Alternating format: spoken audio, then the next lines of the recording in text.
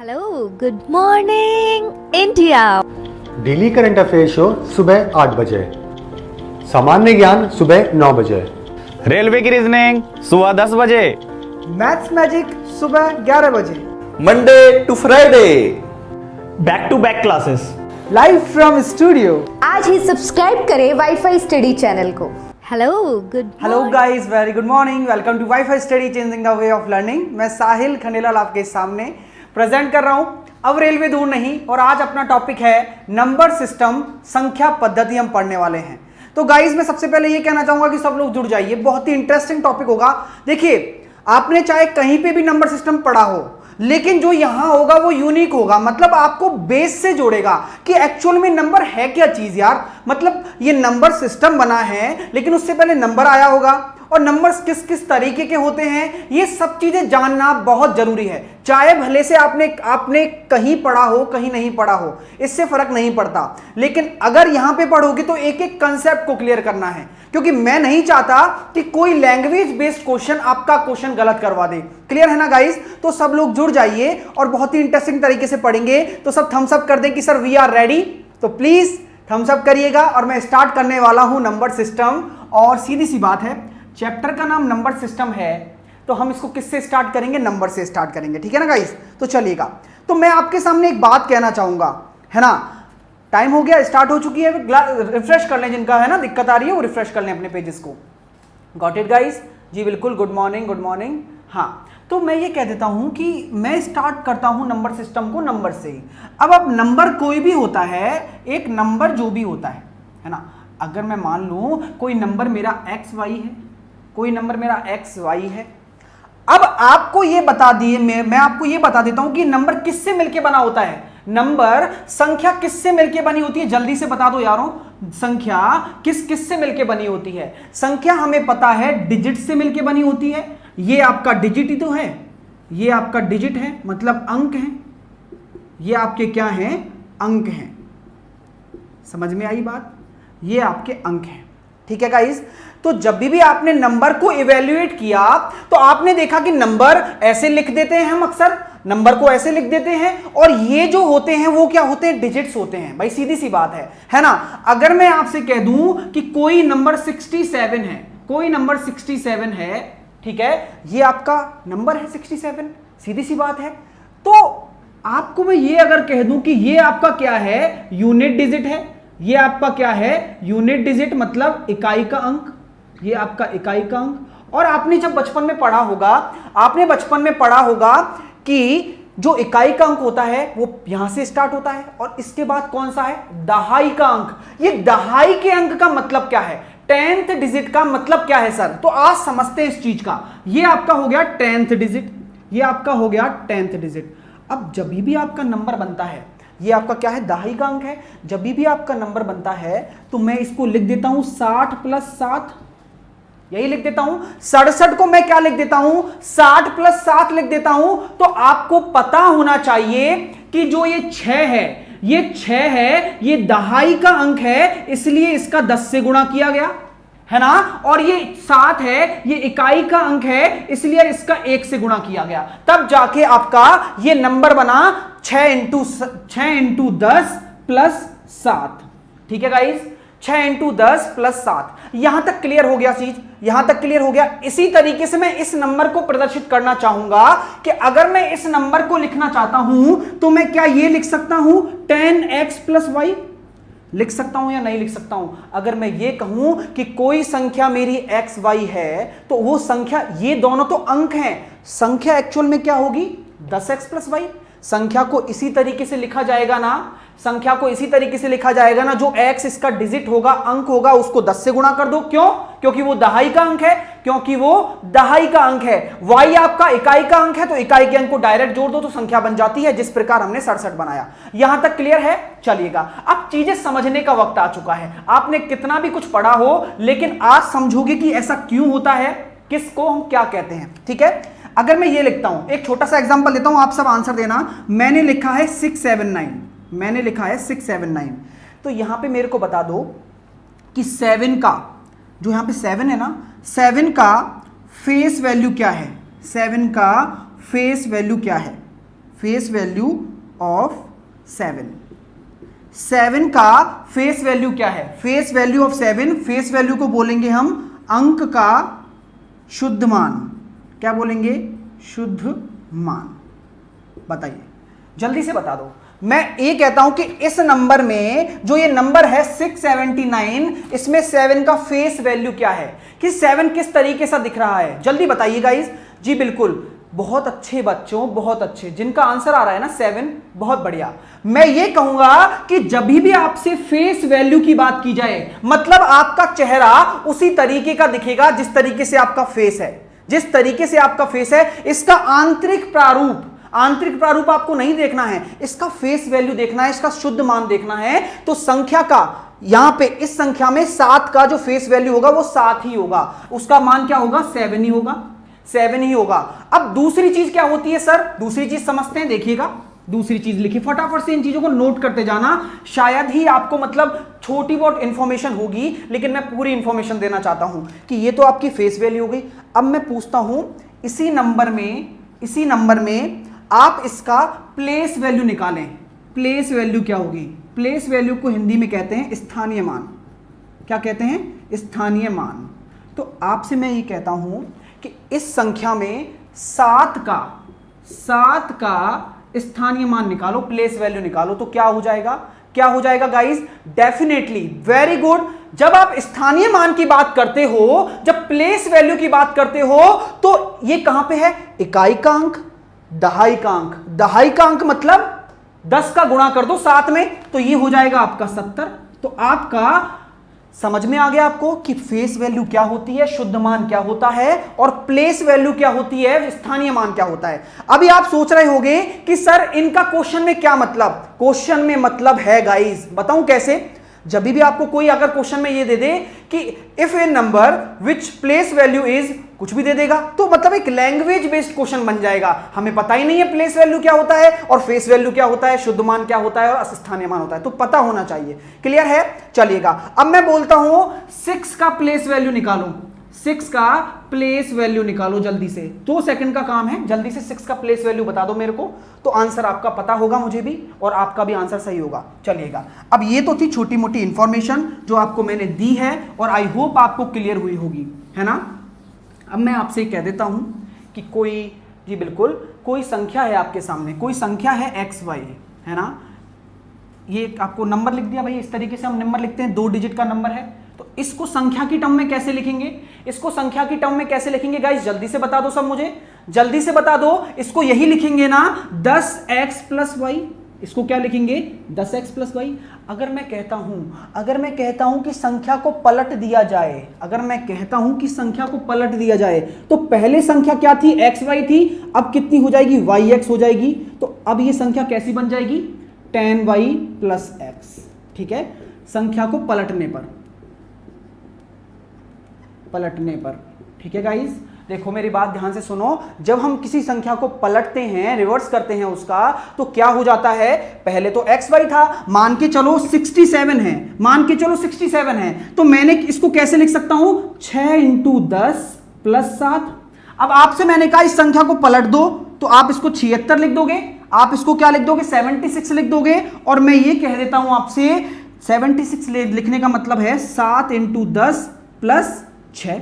तो मैंने क्या कहा था? 10x प्लस वाई, तो 10x प्लस वाई और 10y plus x, 10y plus x पलट गई, तो इस तरीके से इसको ट्रांसफॉर्म कर देते हैं। इस पे बेस्ड बहुत सारे क्वेश्चन बनते हैं, वो मैं सब कराऊंगा, लेकिन आज बात किसकी की गई है? कंसेप्ट की बात की गई है। मजे आ जाएंगे, बस इन चीजों को नोट करते जाना कि पलटने पर क्या होता है और क्या नहीं होता है। ठीक है, चलिएगा,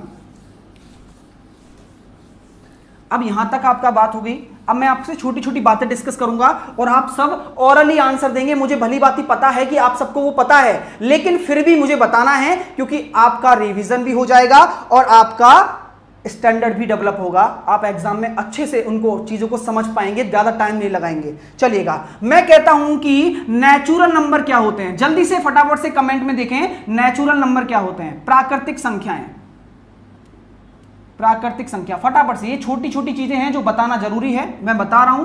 प्राकृतिक संख्या क्या होते हैं? जल्दी से बता दो जिनको पता है, वरना मैं लिखने वाला हूं। दूसरी बात, होल नंबर क्या होते हैं? होल नंबर मतलब पूर्ण संख्याएं, होल नंबर को कहते हैं हम पूर्ण संख्या।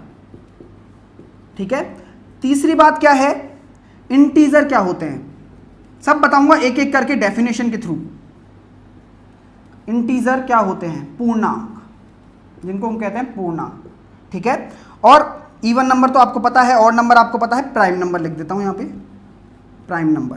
तो इसको तो मैं अच्छे से डिस्कस करूंगा, प्राइम नंबर जिनको हम कहते हैं अभाज्य संख्याएं, अभाज्य संख्या।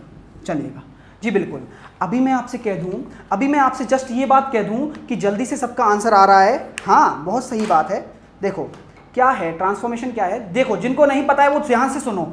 अगर नेचुरल नंबर की बात की जाए, नेचुरल नंबर मतलब है प्राकृतिक संख्या। प्राकृतिक संख्या वो संख्याएं हैं जो 1 से स्टार्ट होती हैं, 2, 3, ये इंफिनिटी तक जाती हैं, मतलब कुल मिला के पॉजिटिव रहती हैं, और जीरो भी इंक्लूड नहीं होगा, जीरो भी इसमें इंक्लूड नहीं होगा। अब आप कहोगे कि सर नेचुरल नंबर में जीरो इंक्लूड नहीं है, तो जीरो किस में इंक्लूड है, जीरो किस में इंक्लूड है? तो मैं ये कहूंगा, मेरा आपसे प्रश्न ये है कि अगर नेचुरल नंबर में जीरो इंक्लूड नहीं है तो जीरो किस में इंक्लूड है? जीरो होल नंबर में इंक्लूड है और पूर्णांक में इंक्लूड है। ठीक है, तो मैं ये कह देता हूं आपसे कि ये दोनों और इसमें जीरो इंक्लूड हो जाएगा, 0, 1, 2, 3 इंफिनिटी तक। अब आप देखो नाम से पता लग रहा है, पूर्ण संख्याएं मतलब जो संख्याएं पूरी हो, उनमें कोई कमी ना हो, तो जीरो से भी स्टार्ट कर दिया मैंने। क्लियर है? हाँ, अब जीरो से भी स्टार्ट कर दिया। अब मैं इंटीजर्स की बात करूं, इंटीजर्स क्या होता है सर? इंटीजर्स वो संख्याएं हैं जिसमें जीरो तो होगा ही, और 1 भी होगा, 2 भी होगा, पूरा पूरा अनंत तक जाएगा, लेकिन यहां -1, -2, माइनस इंफिनिटी तक भी जाएगा। तो पूर्णांक हमेशा पूरे होते हैं, मतलब माइनस के अनंत से प्लस के अनंत तक जो भी नंबर हैं, जितने भी नंबर हैं, वो सब पूर्णांक होते हैं। हाँ, अगर मैं ये कहता हूं, आपसे क्वेश्चन है मेरा, आपसे ये क्वेश्चन है कि क्या मेरा 2.2222 ये पूर्णांक है, ये इंटीजर है? जल्दी से बताएं, ये इंटीजर है क्या? जल्दी से बताएं, ये इंटीजर है या नहीं है? जल्दी से, ये आगे एंड सॉन चल रहा है, ये इंटीजर है या नहीं है? जल्दी से बताएं गाइस। बिल्कुल सब बताएंगे, रियल नंबर क्या है सब कुछ बताएंगे, लेकिन आपको तो चीजें समझनी पड़ेंगी ना। एक एक चीज अच्छे से समझोगे तभी आगे पढ़ पाओगे यार, वरना नंबर सिस्टम ऐसे कोई नहीं पढ़ाएगा, गारंटी से बता रहा हूं। ठीक है, हाँ, तो मुझे अभी कोई बताए नो, बिल्कुल सही बात है, आशीष का आंसर आया है। सुरभि शो कह रही यस। देखिए भाई, ऐसे नहीं होता है, जब भी इंटीजर होता है वो इंटीजर ये होता है, 2 इंटीजर है, 3 इंटीजर है, 4 इंटीजर है। अगर मैं ये बोलूं कि 4.08 का इंटीजर मान क्या होगा, 4.08 का इंटीजर मान क्या होगा, तो आप क्या कहोगे सर? 4 होगा, 4 होगा। अगर मैं ये बोल दूं आपसे कि 5.65 का इंटीजर मान क्या होगा, तो आप क्या कहोगे? जल्दी से बताओ, 5.65 का इंटीजर मान, तो इसके पास वाला, तो इसके पास कौन है? 5.50 होता तो मैं 5 लेता, लेकिन 5.65 है, तो इसका इंटीजर मान कितना हो जाएगा? 6 हो जाएगा। क्या हो जाएगा? 6 हो जाएगा। ठीक है, चलिएगा। तो टर्मिनेटिंग नॉन टर्मिनेटिंग से नहीं, इंटीजर एक पूर्णांक होता है।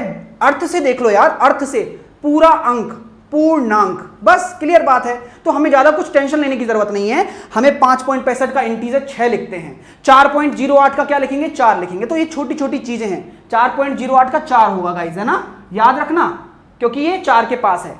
Got it? क्लियर है गाइज? तो सब थम्स अप कर देंगे, यस सर क्लियर है, और अच्छा लग रहा है तो लाइक करते चले। ये छोटी छोटी चीजें हैं जो बताने की इच्छा की थी और बता दिया आपको। अब मैं बात करता हूं प्राइम नंबर्स की, जो सबसे खतरनाक चीज है। तो जल्दी से बता दो कि प्राइम नंबर क्या होता है। प्राइम नंबर वो नंबर है जो किसी और से विभाजित ना होके खुद से विभाजित हो और 1 से डिविजिबल हो। तो मैं दोबारा से बोलता हूं, प्राइम नंबर वो नंबर है जो सिर्फ खुद से विभाजित हो, खुद से मतलब उसको वो खुद ही डिविजिबल कर सकता है, या फिर वो 1 से डिविजिबल हो, तो वही प्राइम नंबर कहलाता है। ठीक है, वही प्राइम नंबर कहलाता है। तो मैं अगर प्राइम नंबर की बात करता हूं, तो प्राइम नंबर वो नंबर हैं जिनको हम अभाज्य संख्या कहते हैं, अभाज्य संख्या। चलेगा जी, हाँ, अलग अलग फैक्टर होते हैं जी, बिल्कुल, और हैविंग 2 फैक्टर, वेरी नाइस। चलिएगा, 2 फैक्टर, चलिए, है ना।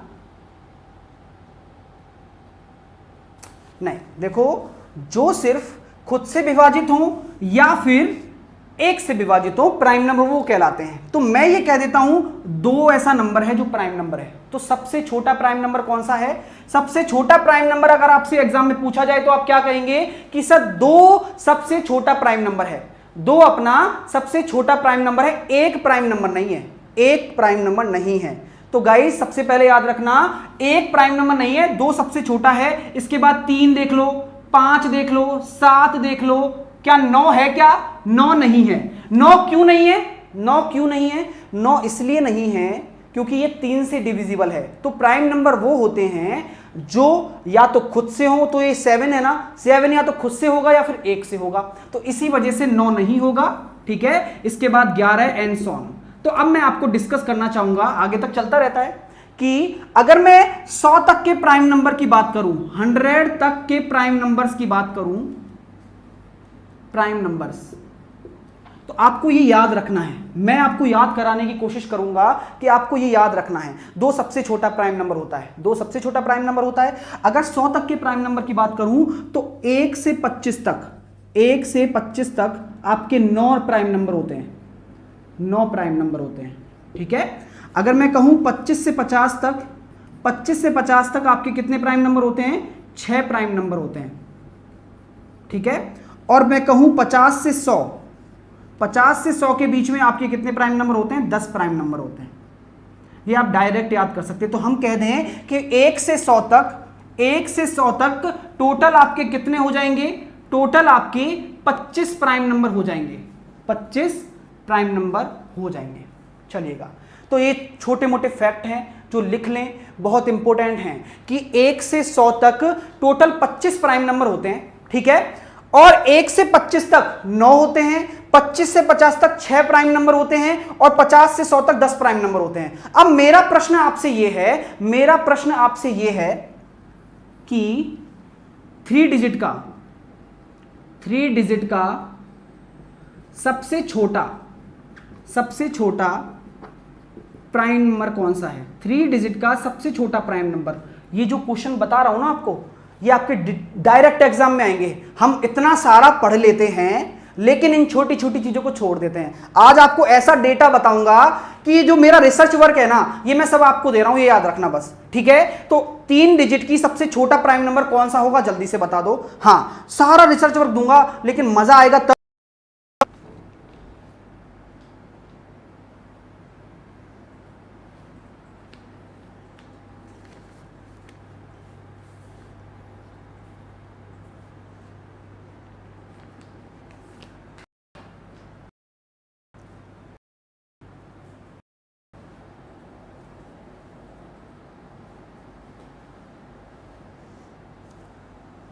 ओके गाइस, ना ओके, प्लीज थम्स अप कर दें सब लोग, थोड़ा सा इशू आ जाता है। ठीक है ना, तो रिजॉल्व हो गया है। अब आप पढ़िए।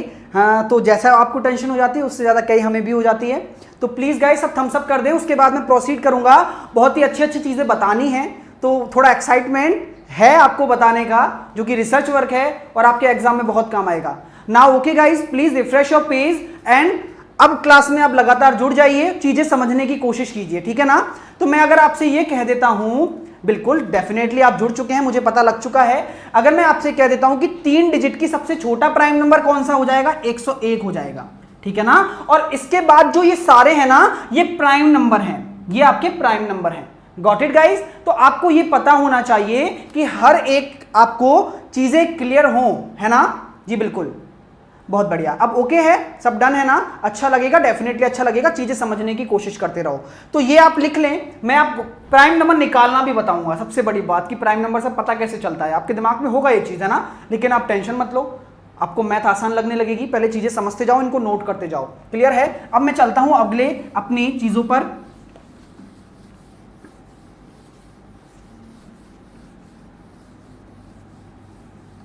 अब अगला है आपका कंपोजिट नंबर। कंपोजिट नंबर को हम बोलते हैं भाज्य संख्याएं।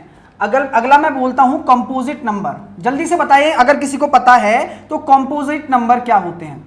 कंपोजिट नंबर कौन कौन से हैं और क्या होते हैं? तो ये कंपोजिट नंबर को हम कहते हैं भाज्य संख्याएं। अगर अभी आपने जस्ट थोड़ी देर पहले पढ़ा था अभाज्य संख्याएं, अभी थोड़ी देर पहले क्या पढ़ा था? प्राइम नंबर पढ़ा था। प्राइम नंबर वो नंबर थे जो 1 से हो और और क्या हो, खुद से हो, ठीक है ना। और भाज्य संख्याएं, कंपोजिट नंबर क्या होते हैं, जो किसी से भी मतलब ज्यादा से ज्यादा लोगों से हो जाए। तो बिल्कुल सही है जवाब आप सबका, जिनका आंसर आ रहा है 2 नहीं होगा। 2 कंपोजिट नंबर क्यों होगा, 2 तो अपना प्राइम नंबर है ना।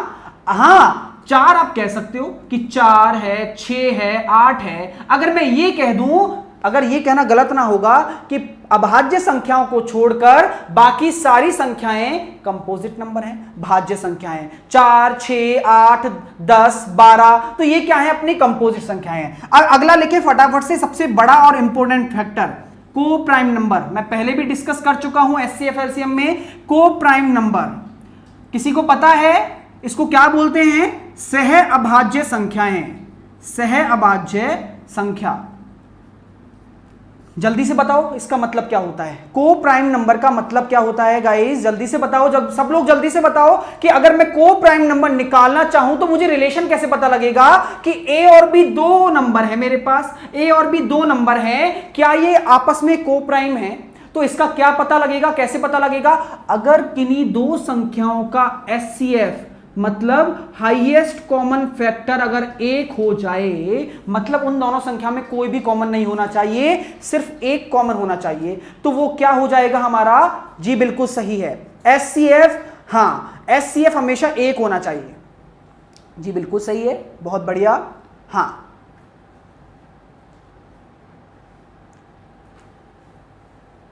ठीक है, तो एचसीएफ 1 होना चाहिए। तो मैं ये कह देता हूं 8, 15, 4, 2, ठीक है, और 3, 4 और 5, 6 में से को प्राइम नंबर कौन सा नहीं है, ये बताओ। ये ऑप्शन है आपके सामने ए, बी, सी, डी। इनमें से को प्राइम कौन सा नहीं है, को प्राइम कौन सा नहीं है, ये बताओ, जल्दी से बता दो। आसान पूछा है मैंने, जिससे कि आप सीधे समझ में आ जाए आपको। हाँ तो मैं ये कह देता हूं आपसे कि इन चारों ऑप्शन में से को प्राइम वो नहीं है जिनका एचसीएफ 1 ना हो। तो मैंने देखा 8 और 15 में कोई कॉमन नहीं आ रहा, एचसीएफ 1 आ रहा है, ये को प्राइम है, सब ऐसे है, अभाज्य संख्या है। 4 और 2 ये हमारा को प्राइम नहीं है क्योंकि ये आपस में डिविजिबल हो रहे हैं। देख लो 4 में 2 का भाग जाता तो बी आपका आंसर हो जाएगा। 3 और 4 भी नहीं है और 5 और 6 भी नहीं है। क्लियर है ना, तो ऑप्शन नंबर बी आपका आंसर हो जाएगा। क्लियर हो रहा है गाइस, सब थम्स अप कर दे कि यस सर समझ में आ रहा है और अच्छा लग रहा है। देखो चीजें नॉलेज लो, मेरा काम क्या है, कंसेप्ट बताना। क्वेश्चन तो मैं इतने सारे करवाऊंगा, बहुत सारे करवाने वाला हूं, तो अच्छा लग रहा है। उम्मीद करता हूं कि जो 2100 लोग जुड़े हुए हैं वो सब लाइक करेंगे क्योंकि उनको सब कुछ समझ में आ रहा होगा अच्छे से। बहुत अच्छी बात है। अब मैं आपको है ना आगे की चीजों पे लेके चलना चाहता हूं जो आपके लिए बहुत जरूरी है ना। आगे की चीजें क्या हैं, कुछ किसी लोगों के दिमाग में चल रहा है कि सर रियल नंबर क्या होता है, तो जल्दी से फटाफट से लिख लो। रियल नंबर पता है क्या होते हैं, रियल नंबर वो नंबर होते हैं जो परिमेय और अपरिमेय संख्याएं दोनों को सम्मिलित रखें। ठीक है ना, क्या होते हैं, परिमेय और अपरिमेय संख्याओं दोनों को सम्मिलित रखें, वो रियल नंबर होते हैं। रैशनल और इरेशनल नंबर से मिलकर बनते हैं, रैशनल और इरेशनल।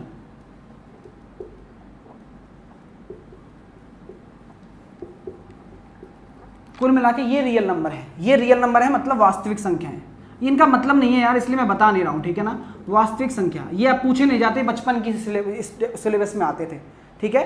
चलिएगा, को प्राइम मतलब लिखा हुआ है वहां से आवाज मेरे दोस्त, ठीक है ना। चलिए, बचपन में पूछे जाते थे, ये अभी नहीं पूछे जाते, इसलिए मैं नहीं बता रहा हूं, कोई दिक्कत वाली बात नहीं है। आगे बढ़ते हैं क्योंकि आगे बहुत सारी चीजें पढ़ानी है मुझे। हाँ, अब एक छोटा सा एक चीज पूछ लेता हूं जो कि एग्जाम में आ सकता है आपके, कि असेंडिंग ऑर्डर क्या होता है। ये बहुत कॉमन होता है यार, भूल जाते हैं ना कई लोग जिनको पता भी नहीं होगा। असेंडिंग ऑर्डर क्या होता है, मतलब आरोही क्रम और डिसेंडिंग ऑर्डर। तो ये बहुत आसान है, लेकिन फिर भी मेरा कराने का उद्देश्य बनता है कि अगर असेंडिंग ऑर्डर डिसेंडिंग ऑर्डर आपको बता दूं तो कोई दिक्कत नहीं होगी, है ना। अवरोही क्रम, तो मैं इनकी सिर्फ एक ही लाइन में डेफिनेशन लिखूंगा। अगर आपको नहीं पता है, देखो इंग्लिश वाले तो 2 मिनट में याद कर सकते हैं। डिसेंडिंग मतलब बड़े से छोटा, तो मैं ये कह देता हूं बिग टू स्मॉल, मतलब ऐसे घटता जाएगा, ठीक है, घटता जाएगा नंबर, बड़े से छोटा हो जाएगा, बड़े से छोटा हो जाएगा। आपको देखो नाम से पता लग रहा है, अवरोही, डिसेंडिंग मतलब बड़े से छोटा, ठीक है। और असेंडिंग मतलब होता है छोटे से बड़ा, स्मॉल टू बिग, ठीक है ना, मतलब ऐसे गया, ऐसे गया, ऐसे गया, ऐसे गया, ऐसे ऐसे बड़ा होता जाएगा धीरे धीरे। तो छोटे से बड़ा जाना आपका हो जाएगा असेंडिंग, ठीक है, और डिसेंडिंग मतलब डिक्रीज होना। डिसेंडिंग को डिक्रीज से याद कर सकते हैं, असेंडिंग को ए से याद कर सकते हैं, ऐसे बढ़ रहा है। क्लियर है गाइस? चलिएगा, बहुत बढ़िया चीजें सीख रहे हैं। अब मेरा छोटा सा प्रश्न आपसे ये है, मेरा छोटा सा प्रश्न आपसे ये है, 2 अंकों की सबसे बड़ी संख्या, क्विकली आंसर दें फटाफट से। 2 अंकों की सबसे बड़ी संख्या, 2 अंकों की सबसे बड़ी संख्या, 2 अंकों की सबसे बड़ी संख्या बता दो जल्दी से, जल्दी से बताओ गाइस। 2 अंकों की सबसे बड़ी संख्या बताओ, और अपने नंबर में 2 अंकों की कितनी संख्याएं संभव हैं? 2 अंकों की कितनी संख्या संभव हैं? तो मैं इसको इंग्लिश में लिखना चाहूंगा, how many 2 digit numbers are possible. चलिएगा, 2 क्वेश्चन है आपके सामने, तो बिल्कुल सही आंसर आ रहा है मेरे पास, 99 आंसर आ रहा है, 99 आंसर आ रहा है मेरे पास, ठीक है। इस वाले का 2 अंकों की सबसे बड़ी संख्या आपको पता है यार 99 ही तो होगी, इसके बाद तो आपका 100 आ जाता है जो कि 3 अंकों का हो जाता है, तो सबसे बड़ी संख्या आपकी क्या हो जाएगी? 99 हो जाएगी। अगर मैं ये पूछूं आपसे कि 2 अंकों की कितनी संख्याएं संभव हैं, how many 2 digit numbers are possible, कितने ऐसे नंबर होंगे जो 2 डिजिट के होंगे, तो मैं इतना जानता हूं कि 2 डिजिट का बड़ा नंबर, 2 डिजिट का सबसे बड़ा नंबर, 2 डिजिट का सबसे बड़ा नंबर 99 है। इसमें से 1 डिजिट का सबसे बड़ा नंबर घटा दो जो कि 9 है। 1 डिजिट का सबसे बड़ा नंबर, 1 डिजिट का सबसे बड़ा नंबर 9 है, तो ये कितने आ जाएंगे? टोटल आपकी 90 संख्याएं ऐसी होंगी जो 2 डिजिट की होंगी।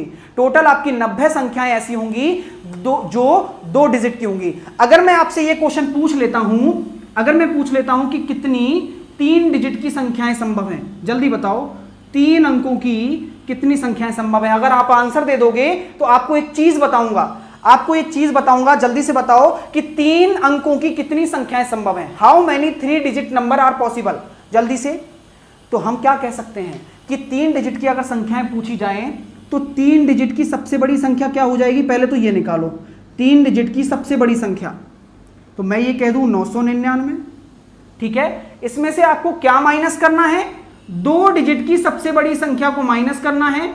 जैसे कि हमने 2 डिजिट का निकाला था, तो 2 डिजिट की सबसे बड़ी संख्या में से 1 डिजिट की सबसे बड़ी संख्या माइनस की थी, तो 3 डिजिट की संख्या निकालनी है, तो 3 डिजिट की सबसे बड़ी संख्या में से 2 डिजिट की सबसे बड़ी संख्या माइनस कर दो, तो आपका आंसर आ जाएगा 900 ऐसी संख्याएं हो जाएंगी जो कि हाँ बिल्कुल सही है। तो 900 आपका, और ये आपका आरआरबी में दोनों ही क्वेश्चन पूछे गए हैं, रेलवे में दोनों ही क्वेश्चन पूछे गए हैं, इसलिए मैंने आपको करवा दिए, क्योंकि हमें पता तो होना चाहिए ना कि निकालते कैसे हैं। अब आपसे कुछ भी पूछ ले, अब मैं बोलूं आपसे 4 डिजिट का पूछ लेगा इस बार, क्या हो जाएगा? इससे क्या फर्क पड़ने वाला है? तो 4 डिजिट के लिए क्या निकालोगे? जल्दी से बता दो यार, क्योंकि 2 सेकंड की चीजें हैं, जल्दी से बता दो सब लोग कि 4 डिजिट का अगर मैं आपसे पूछूं तो आप कैसे निकालोगे? 4 डिजिट में क्या करना पड़ेगा? 4 डिजिट की सबसे बड़ी संख्या 9999 माइनस 3 डिजिट की सबसे बड़ी संख्या 999 को घटा दो बस, तो आपका आंसर आ जाएगा 9000। तो मैं ये कह देता हूं 9000 आपका आंसर आ जाएगा। तो ज़्यादा बड़ा बात नहीं है, अच्छा लग रहा है, लाइक करते रहें, उम्मीद है आपको पसंद आ रहा है। मोटिवेशनल क्वेट पे भी चलेंगे, सब चीज़ों पे चलेंगे, लेकिन अगर आपको समझ में आ रही है चीज़ें, ये सबसे बड़ी बात है मेरे लिए। और मैं उम्मीद करता हूं कि आप लाइक करेंगे सब लोग, जिन्होंने अभी तक नहीं किया है वो लोगों से बात कर रहा हूं मैं। और अच्छे से पढ़ो, देखो है ना, अच्छे से पढ़ो। अभी तो बहुत सारी चीज़ें आएंगी, डिविजिबिलिटी रूल बताऊंगा, एक फ़ोन नंबर बताऊंगा जो मैं यहाँ पर लिखने चाहता हूँ, मुझे तो याद है 5412-273, ये आपका डिविजिबिलिटी रूल की ट्रिक बनाई है मैंने, ये सब मैं बताऊंगा आपको।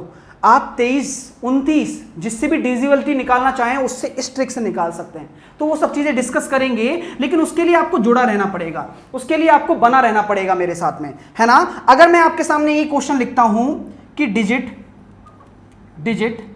61425 अलग अलग डिजिट हैं, से बनने वाली सबसे छोटी स्मॉलेस्ट नंबर और बिगेस्ट नंबर, स्मॉलेस्ट और हाईएस्ट नंबर लिख देता हूं,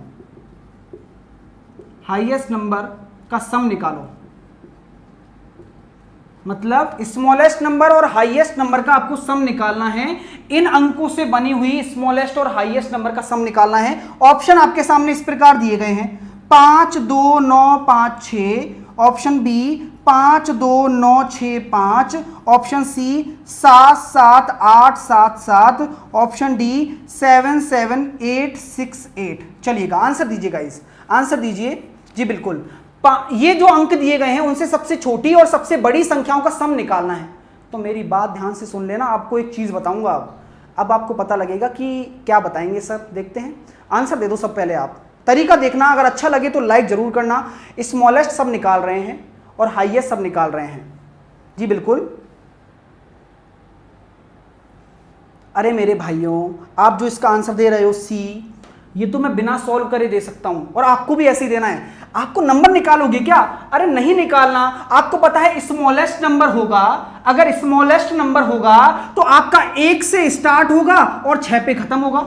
स्मॉलेस्ट नंबर 1 से स्टार्ट होगा और 6 पे खत्म होगा, तो यूनिट डिजिट क्या आ जाएगा? 6 आ जाएगा स्मॉलेस्ट का। और हाईएस्ट नंबर होगा वो 6 से स्टार्ट होगा और 1 पे खत्म होगा। तो इन दोनों को जोड़ोगे तो यूनिट डिजिट आपका 7 आना चाहिए। तो 7 सिर्फ सी में आ रहा है ना, क्यों माथा लगाएं हम, क्यों नंबर निकालें, क्यों टाइम वेस्ट करें। क्लियर हुआ कंसेप्ट? जल्दी से बता दें कि यस सर हमें समझ में आ गया कि हम इसको यूनिट डिजिट से कर सकते हैं ना। वो 1 से स्टार्ट होगा और 6 पे खत्म होगा, ठीक है। और आपका सबसे बड़ा नंबर है तो वो 6 से आएगा, ठीक है ना। लिख रहा हूं,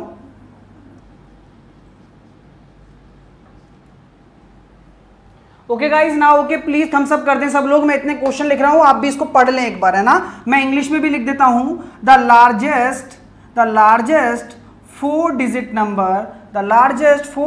number that are divisible by both 15 and 35, ठीक है। ये आपके सामने क्वेश्चन है, ऑप्शन दे रहा हूं 9970, ऑप्शन बी 9965, ऑप्शन सी 9975 और ऑप्शन डी हो जाएगा 9980। चलिएगा, ये क्वेश्चन आपके सामने है, दिमाग लगाना है इस क्वेश्चन में। सब ओके है? अब मुझे बताते रहें सब लोग, है ना। सब ओके है सर? आज के बाद साहिल सर की क्लास में बफरिंग नहीं होना चाहिए। ओहो, गुस्सा आ गया। ऐसे देखिए नेट का अपने ऊपर कंट्रोल नहीं है ना मेरे दोस्त, नेट का कंट्रोल अपने ऊपर कंट्रोल नहीं है। ओके गाइस, है ना। तो चलती रहती है, आप अपने पेजेस को रिफ्रेश करें और अपनी चीजें कंटिन्यू रखें, है ना। देखो ये आपके सामने क्वेश्चन है, क्वेश्चन समझ में आ गया सबको जी? बिल्कुल ओके है ना सब? तो बताते रहे मुझे कि यस सर ओके है। रिफ्रेश कर लें अपने पेजेस को।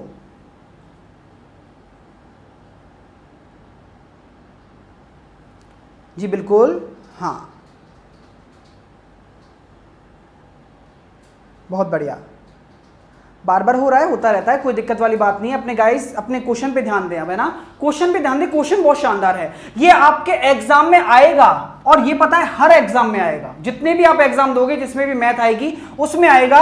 हाँ, आपका कहना सही होगा दिमाग में कि सर ये एचसीएफ एलसीएम का क्वेश्चन है। मैं भी यही कहूंगा कि एचसीएफ एलसीएम का, लेकिन इसमें नंबर सिस्टम का भी बहुत बड़ा रोल प्ले होता है। नंबर सिस्टम का भी रोल प्ले होता है। कैसे होता है गाइस, समझने की कोशिश करो कि वो 4 अंकों की महत्तम संख्या। तो पहली बात दिमाग में होगी, डाउट जो आएगा मैं आपको पहले ही बता देता हूं। डाउट क्या होगा कि सर आपने तो ये कहा था कि अगर महत्तम पूछे, मैक्सिमम पूछे तो आप एचसीएफ निकालना है, आपने तो ये बोला था। लेकिन मैंने ये भी बोला था अगर किसी भी क्वेश्चन में डिजिट आ जाए, अंक आ जाए कि 4 डिजिट का नंबर, तो जिंदगी में याद रखना एचसीएफ नहीं निकलेगा, हमेशा एलसीएम निकलेगा। क्लियर है? तो हमेशा एलसीएम ही निकालना है आपको अगर डिजिट आ जाए क्वेश्चन में। क्लियर है? तो क्लियर हो गया ना, डाउट नहीं है ना, कंफ्यूज नहीं हो गए ना। मैंने क्या बोला था, अगर क्वेश्चन में मैक्सिमम आ जाए तो एचसीएफ निकालना था। अगर क्वेश्चन में मैक्सिमम आ जाए सिर्फ कि भाई महत्तम निकालना है, हाईएस्ट निकालना है, ठीक है, और क्वेश्चन में अगर आ जाए मिनिमम संख्या क्या होगी या लीस्ट नंबर क्या होगा, तो हम एलसीएम निकालते हैं और एचसीएफ निकालते हैं। ये आपका एक डाउट था, वो मैंने क्लियर कर रहा हूं। अगर हाईएस्ट आ जाए तो एचसीएफ निकालते हैं, लीस्ट आ जाए तो एलसीएम निकालते हैं, क्वेश्चन में आ जाए। अगर क्वेश्चन में हाईएस्ट के साथ डिजिट आ जाए, अंक आ जाए, तो हम हमेशा एलसीएम ही निकालेंगे, एचसीएफ कभी भी नहीं निकालेंगे। क्लियर है? चलिएगा, है ना। तो अब मैं आपसे यही कहूंगा कि आपको कुछ भी नहीं करना ऐसे क्वेश्चन में। आपको क्या बोला गया है, 4 अंकों की बड़ी से बड़ी संख्या निकालनी है जो 13 और 35 दोनों से विभाजित हो। तो मैं ये कहता हूं 13 और 35 का अगर मैं एलसीएम निकालता हूं, 13 और 35 का मैं अगर एलसीएम निकालता हूं तो मेरे सामने एलसीएम क्या आ जाता है, सॉरी 15 है, 15 है, यहां पे 15 है गाइस, है ना, लिख लेना 15 है, सॉरी जी, बिल्कुल आंसर सही आ रहा है 9975 जिन्होंने इंग्लिश, हाँ बहुत बढ़िया। तो मैं ये कहना चाहता हूं कि यहां पे 15 आएगा, तो हम एलसीएम निकालते हैं। एलसीएम निकालो, सबसे पहले एलसीएम निकालोगे तो 5 का किया, 5 तिया 15, 5 सत्ते 35, 3 और 7, तो 7 तिया 21 पंजे 105, 105 मेरा एलसीएम आ गया। मेरी बात ध्यान से सुनना, मैं आपको बहुत सटीक तरीका बताना चाहता हूं, बस दिमाग से सुन लो, बस एक बार दिमाग से सुन लो कि एलसीएम वो नंबर होता है जो 15 और 35 दोनों से डिविजिबल है। सीधी सी बात है ना, एलसीएम वो नंबर होता है जो 15 और 35 दोनों से डिविजिबल है। हमें क्या करना है, हमें 4 अंकों की वो बड़ी से बड़ी संख्या निकालनी है जो इन दोनों से डिविजिबल हो। तो मैं ये कह देता हूं कि जो हमारा एलसीएम होगा वो 105 होगा। इसमें ऐसा मैं क्या गुणा करूं, इसमें मैं ऐसा क्या गुणा करूं जो 4 अंकों की सबसे बड़ी संख्या क्या होती है, 9999 होती है। ये तो आपको पता है, ये आपको पता है ना कि 4 अंकों की सबसे बड़ी संख्या 9999 होती है, ये पता है। लेकिन 105 9999 के पास थोड़ी ना है, पास पहुंचाना पड़ेगा। तो आपको सिर्फ इतना कहा है, हाँ चलिएगा, है ना, आपको सिर्फ इतना कहा है कि 105 में आप ऐसा क्या गुणा कर दो कि आप इसके पास पहुंच जाओ। बस इतना सा दिमाग लगाना है कि 105 में आप ऐसा क्या गुणा कर दो कि इसके पास पहुंच जाओ। तो मेरा बात सुनना, ये मान के चलो करीबन आपका 105 है, अगर मैं इसका 10 से गुणा करता हूं तो ये कितना हो जाएगा, 1050। 10 से तो काम चलेगा नहीं। अगर मैं इसका 100 से गुणा करता हूं तो ये हो जाएगा 10,500, है ना। लेकिन हमें तो 9999 के पीछे कोई संख्या चाहिए सबसे बड़ी, ये तो 5 अंकों की संख्या हो गई।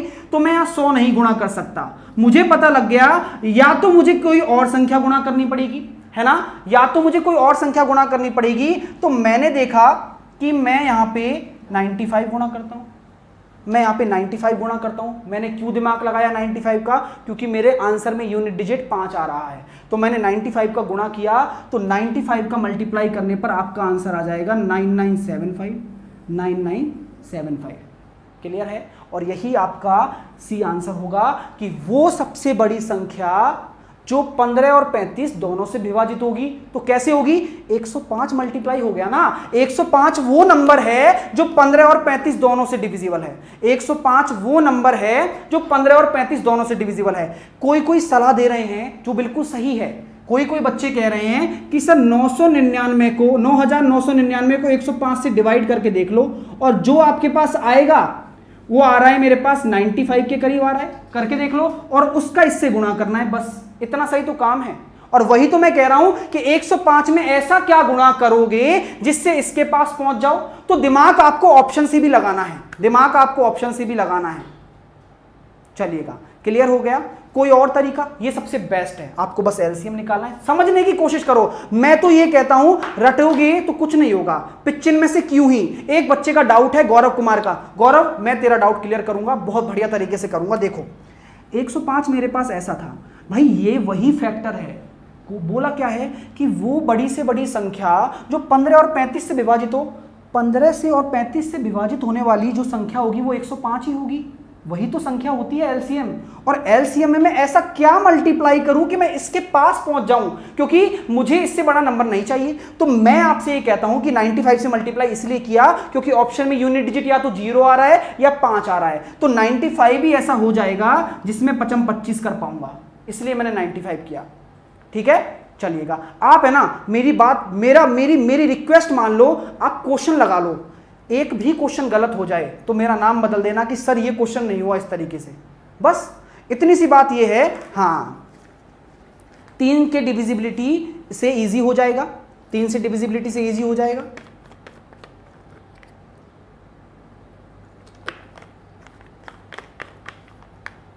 चलिएगा, कोई दिक्कत नहीं है। डबल यूनिट डिजिट से कैसे कर सकते हैं, उससे भी कर सकते हैं, बहुत सारे रूल हैं। ये क्वेश्चन आता है, एक बता दिया आपको, है ना। अब आगे चीज पे चलते हैं क्योंकि टाइम बहुत कम बचा है अपने पास। आज मुझे डिविजिबिलिटी रूल भी खत्म करना है, तो मैं मोटिवेशनल क्वेट दिखाना चाहूंगा पहले आपको। चलते हैं मोटिवेशनल क्वेट की तरफ। देखिएगा आपके सामने मोटिवेशनल क्वेट रखता हूं। मोटिवेशनल क्वेट आ चुका है, ये देखिए, इसको पढ़िए। मोटिवेट रहें, बिना प्रयास के सिर्फ आप नीचे गिर सकते हैं। ऑब्वियस सी बात है, आप प्रयास नहीं करोगे तो हमेशा हम डिग्रेड होते जाएंगे, किसी भी चीज़ को सीखा है ना वो भी भूलते जाएंगे, ऊपर नहीं उठ सकते। बिना प्रयास के सिर्फ आप नीचे गिर सकते हैं, ऊपर नहीं उठ सकते। यदि गुरुत्वाकर्षण का भी नियम है और जीवन का भी, यही गुरुत्वाकर्षण का नियम है और यही जीवन का भी नियम है। क्लियर है दोस्तों? चलिएगा, शायरी शुयरी करेंगे, चिंता मत करो, शायरी भी करेंगे। अब डिविजिबिलिटी रूल पढ़ लें फटाफट, डिविजिबिलिटी रूल पढ़ लें। राजेश, बहुत अच्छी अप्रोच है भाई मेरे, लगा के देखना, मजा आ जाएगा, नहीं आए तो कहना मुझसे, ठीक है ना। डिविजिबिलिटी रूल लगा के देखें तो बताएं। पहले यूनिट डिजिट पढ़ें। आप अब बताइए, यूनिट डिजिट कंसेप्ट पढ़ना है या डिविजिबिलिटी रूल पढ़ना है? जल्दी से बताओ, यूनिट डिजिट पढ़ना है या फिर डिविजिबिलिटी रूल पढ़ना है?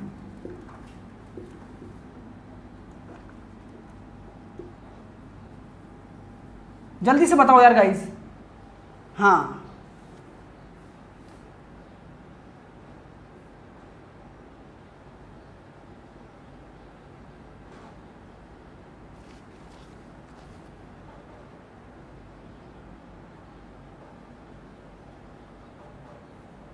चलो चलो, बहुत बढ़िया बात है। दोनों पढ़ना है ना, तो दोनों ही पढ़ेंगे। मैं ये कहता हूं यूनिट डिजिट आपको कंसेप्ट में बहुत अच्छे तरीके से बताऊंगा। अब देखो, जैसा कि आपको पता है 11:50 हो चुके हैं, है ना, 11:50 हो चुके हैं। क्या आप चाहते हैं कि मैं इसको घास काटूं? मैं नहीं चाहता यार, है ना। चीजें समझ में आए तो ऐसी समझ में आए कि कभी जिंदगी में गलत ना हो, है ना। तो मेरी रिक्वेस्ट मानिए, इस कंसेप्ट को कल क्लियर करेंगे, क्योंकि देखो बहुत अच्छे से टेबल बना के लाया हूं आपके लिए। ये पूरी टेबल आपके लिए बना के लाया हूं मैं, है ना। ये सारी चीज हम बताने वाले हैं आपको। डिविजिबिलिटी की एक एक चीज है जो आपको तुरंत पढ़नी पड़ेगी और तुरंत आंसर आएगा उस चीज का, क्योंकि जो आपके क्वेश्चन बनते हैं ना, वो कैसे बनते हैं, किस तरीके का क्वेश्चन आता है, वो सब डिस्कस करेंगे। यूनिट डिजिट सिर्फ एक लाइन से करने वाले हैं, सिर्फ एक लाइन से, बिना पेन चलाए। तो मैं नहीं चाहता कि किसी चीज को जल्दी से जल्दी किया जाए, जो चीज समझ में आ जाए दोबारा ना पढ़ना पड़े, यही मेरा उद्देश्य है। तो मैं इसको कल करूंगा, है ना। तो मैं इसको कल क्लियर करते हैं, क्योंकि अभी क्लास है भुवनेश्वर की, आपको पता है ना, 12 बजे क्लास है, तो जीएस भी पढ़ना है आपको। तो बात ये है कि इसको कल करेंगे। तो how was the class? Class कैसा रहा मुझे बताएं गाइस। क्लास कैसा रहा? अच्छा लगा है तो डेफिनेटली लाइक करें। जो 2500 लोग जुड़े हुए हैं, मैं सबसे कहूंगा कि अगर अच्छा लगा है लाइक करें, मुस्कुराते रहे मेरी तरह। और शायरी मैं आपके लिए सुनाना चाहूँगा, और शायरी बस यही है कि दूर रहकर भी हमसे वास्ता रखना, मुलाकात ना सही पर बातों का सिलसिला रखना, छू लो आसमां ये हमारी तमन्ना है, पर हम तक वापस आने का रास्ता रखना। और ये अच्छी शायरी है और मैं उम्मीद करता हूँ कि मेरे दिल के बहुत करीब है और आपके भी बहुत करीब हो। तो बताइए क्लास कैसी रही, और अच्छी रही है तो सबसे मैं यही कहूँगा कि लाइक करें, चैनल को सब्सक्राइब करना बिल्कुल भी ना भूलें, मेरे साथ जुड़े रहें। डेली आपको पता है 11 बजे क्लास होती है। आज थोड़ी बहुत दिक्कत आ जाती है नेट के इशू में, इस वजह से थोड़ा हो गया, नहीं तो मैं कवर करवा देता, है ना गाइस। तो बिल्कुल टेंशन ना लें, अच्छा लग रहा है डेफिनेटली लाइक करते रहें। मिलता हूँ कल 11 बजे आपके साथ। आप तुरंत आना, क्योंकि हम बहुत सारी चीजें कल पढ़ने वाले हैं जो कि आपके लिए जरूरी हैं। Bye bye, take care, see you soon.